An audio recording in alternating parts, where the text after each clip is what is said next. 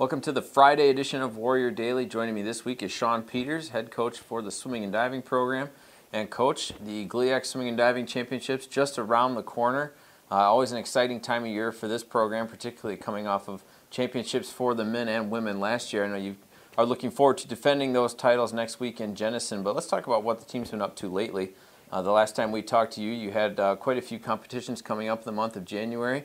One of those competitions didn't necessarily come to fruition, but we'll get into that in a little bit. But just tell me what you feel like your team was able to achieve over this last month of training and competition. Well, I'm pretty pleased where everybody's at right now. I mean, the whole goal was to get everybody ready for this time of the season. We're fully committed to trying to put our best foot forward here in February and March, try to get as many people qualified for nationals. And I got to say, the programs have progressed very well. I thought January was a very strong month for us, and we had some great competition. With EMU and Grand Valley, and then Findlay even gave us some pretty good matchups as well last weekend. So it was all fun, and I gotta say the swimmers are ready for what's to come. I know it was a little disappointing a couple of weeks ago that dual meet against Lewis unable to really happen because of some bad weather and things like that.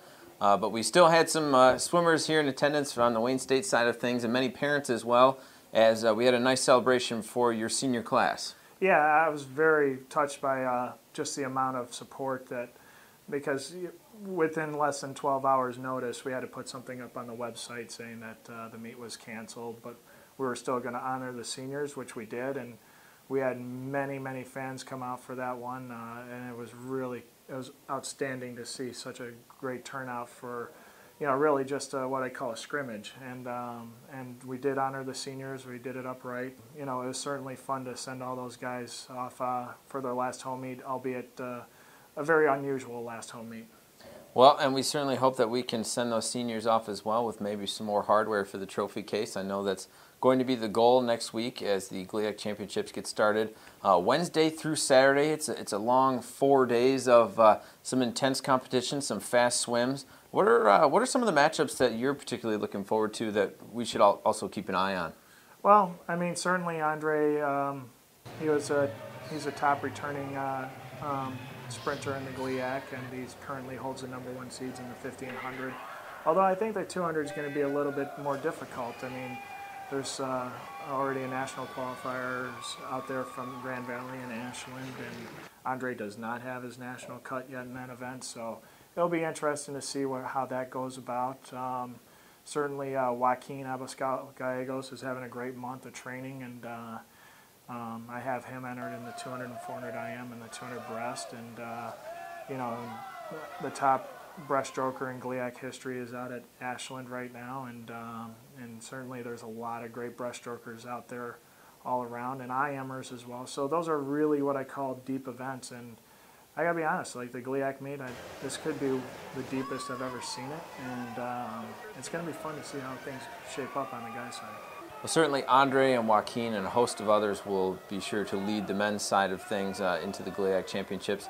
You've got some talented people on the women's side, and especially in diving as well. Some people, Carol Lazambuja, among others. Just a slew of talent, and hopefully some people who are in place to defend that championship crown. Yeah, certainly, and much like on the men's side, the women's side also extremely deep. Carol does lead the way in both the 200 backstroke and 100 freestyles in the conference, and the 200 freestyle as well. Or she's either first or second in those events. So it'll be interesting to see how she does. Much of our national swimmers aren't going to be fully rested for this one, but they're competitive people, so I'm sure they're going to do just fine. And the distance races, I mean, we have a couple headliners in Catherine Lights and Kaylee Dolinsky, for the 1,000, the mile, the 500.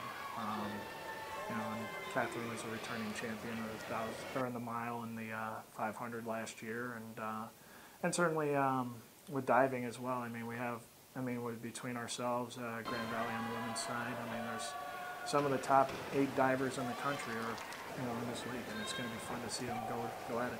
Without a doubt, it's always a fast meet and very competitive. There's a lot of talent in this conference. For you and your team, with only a few days left to prepare, what are the practices like right now?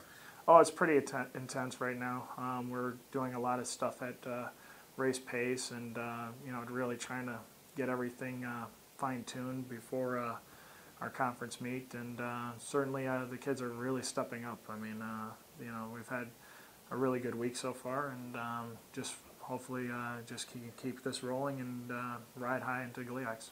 This is a great time of year, Coach. I know you guys work all year long to get to this next month or so into the championship season, and certainly some fast swims, some great diving, and hopefully some more championships coming our way. Best of luck. Well, we'll certainly do our best, and we're just going to have a great time next week. So thank you again, Tom. Absolutely. And with that, we'll wrap up this edition of Warrior Daily. Have a great weekend.